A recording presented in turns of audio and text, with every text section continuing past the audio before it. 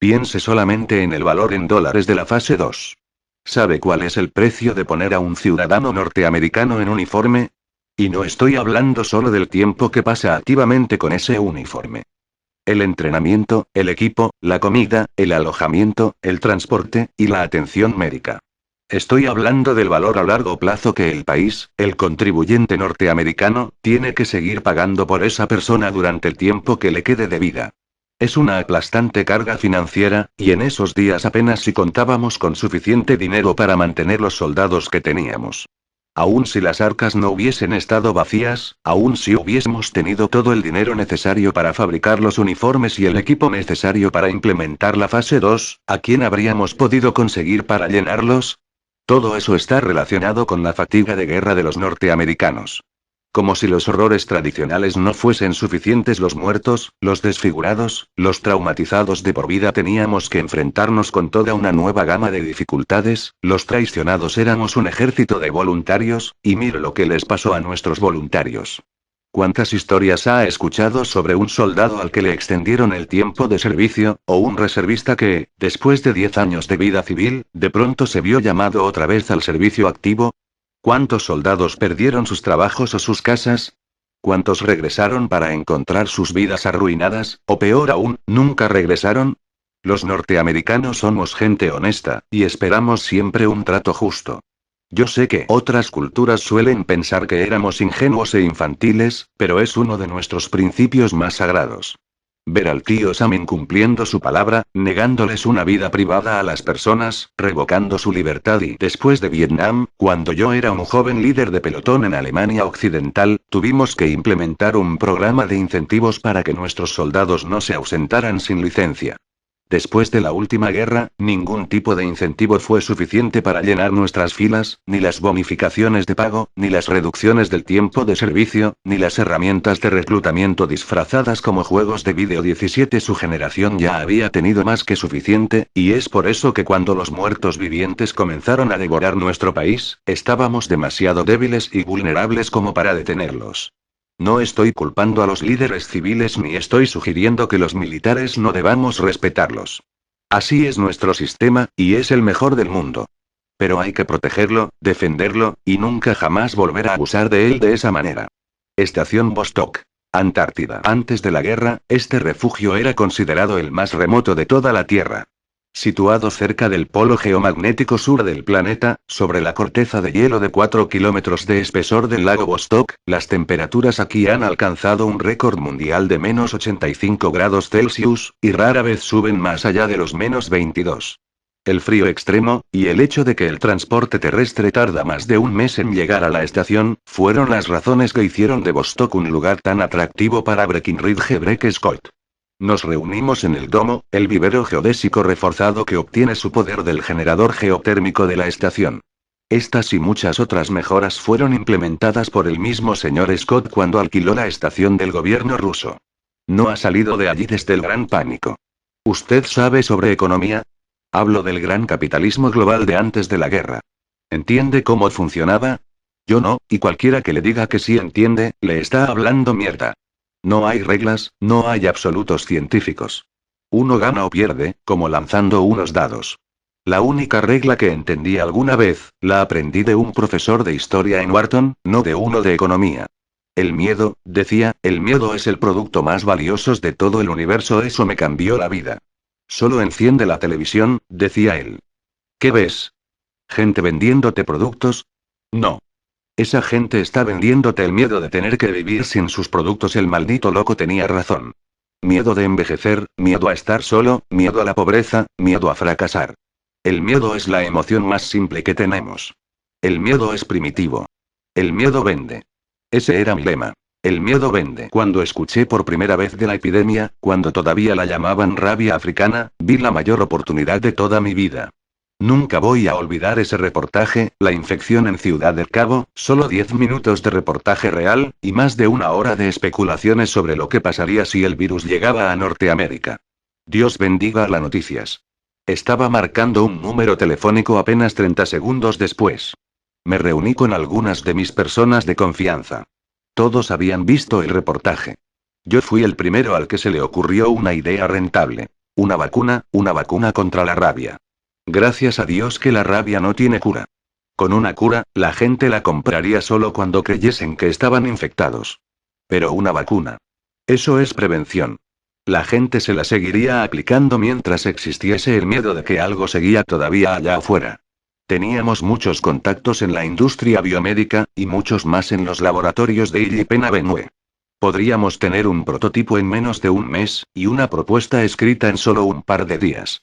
Para cuando llegamos al hoyo 18, todo eran apretones de manos y felicitaciones. ¿Y qué harían con la FDA? Por favor, ¿lo dice en serio? En ese entonces la FDA era una de las organizaciones más pobres y más mal administradas de todo el país. Creo que todavía estaban celebrando por haber sacado el colorante rojo no. 2 de los MIMS 18. Además, estábamos en una de las administraciones más ventajosas para los negocios de toda la historia norteamericana. J.P. Morgan y John D. Rockefeller seguramente se estaban masturbando en sus tumbas pensando en el tipo ese de la Casa Blanca. Su gente ni siquiera se molestó en leer nuestro reporte de estimación de costos. Supongo que ya estaban buscando una cura milagrosa. Nos pasaron a través de la FDA en menos de 2 meses. ¿Recuerda ese discurso del presidente ante el Congreso, diciendo que ya había sido probada en Europa, y que lo único que la estaba demorando era nuestra hinchada burocracia? ¿Recuerda todo eso de que la gente no necesita un buen gobierno, sino buena protección, y la necesitan ahora? Jesucristo, creo que medio país se vino en los pantalones al escuchar eso. ¿Qué tanto subió su popularidad esa noche? ¿60%? ¿70%? Yo solo sé que nuestra OBF subió 389% en un solo día. Trágate eso, Baidu.com. ¿Y ustedes no sabían si funcionaba? Sabíamos que funcionaba contra la rabia, y eso es lo que decían que era, sí, que era una cepa extraña de rabia de la selva. ¿Quién dijo eso? Ya sabe, ellos, los de la ONU y todos los demás. Así es como todo el mundo la llamaba, la rabia africana. ¿Alguna vez la comprobaron en una víctima real? ¿Por qué? La gente se hacía vacunar contra la gripe todo el tiempo, y nunca sabían si la vacuna era para la cepa correcta. ¿Por qué iba a ser diferente esta vez? Pero el daño, ¿y quién iba a pensar que llegaría tan lejos? Usted recuerda todas las alarmas por epidemias que había en ese entonces. Dios, uno pensaría que la peste negra barría el globo cada 2 o 3 meses y ébola, SARS, gripe aviar. ¿Sabe cuánta gente consiguió dinero con esas alarmas? Mierda, yo me gané mi primer $1.000.000 vendiendo pastillas antirradiación falsas cuando todo el mundo tenía miedo a un bombardeo. Pero si alguien descubría que... Nunca le mentimos a nadie, ¿entiende? Nos dijeron que era una rabia, así que hicimos una vacuna contra la rabia. Dijimos que la habían probado en Europa, y las drogas en las que se basaba habían sido probadas todas en Europa. Técnicamente, no mentíamos. Técnicamente, no hicimos nada malo. Pero si alguien descubría que no se trataba de una rabia ¿y quién iba a hacer el anuncio? ¿Los médicos? Nos aseguramos de que fuera un medicamento de prescripción, así que los médicos habrían quedado tan mal como nosotros. ¿Quién más? ¿La FDA que nos dio el visto bueno? ¿Los congresistas que votaron para su implementación? ¿El Ministerio de Salud? ¿La Casa Blanca? Era un tiro seguro. Todos quedamos como héroes, todos hicimos buen dinero. 6 meses después de que el Phalanx salió al mercado, comenzaron a salir todas esas copias de marcas baratas, y todas se vendían igual de bien, así como todos los demás productos complementarios, como los purificadores de aire. Pero el virus no se contagiaba por el aire. Eso no importaba. Lo importante era que tenía la misma marca. De los creadores de y todo lo que yo tenía que decir era que puede prevenir algunas infecciones virales, eso era todo. Ahora entiendo por qué es ilegal gritar fuego en un teatro. La gente no va a decir hey, no huele a quemado, no hay ningún fuego, no, la gente dice mierda, un incendio. Corran. Se ríe. Conseguimos más dinero todavía con los purificadores de aire para el hogar y el auto. El que más se vendió fue esa cosita que se ponía alrededor del cuello antes de subir a los aviones. No sé qué diablos era capaz de filtrar, pero se vendió. Las cosas iban tan bien, que comencé a crear todas estas empresas de fachada, ya sabe, con planes para construir fábricas en todo el país. Las acciones de esas se vendieron casi tan bien como las de la verdadera. Ya ni siquiera era por la ilusión de la seguridad, era la ilusión de tener una ilusión de seguridad.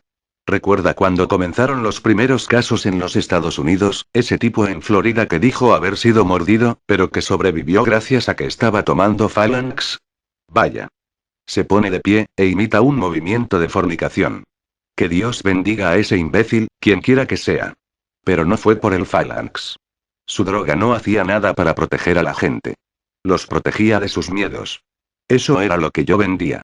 Diablos, gracias al Phalanx, el sector de la biomedicina comenzó a recuperarse, lo cual, a su vez, puso en pie todo el sector financiero, y nos dio la impresión de una bonanza económica, y eso le devolvió la confianza a los consumidores y estimuló la verdadera recuperación.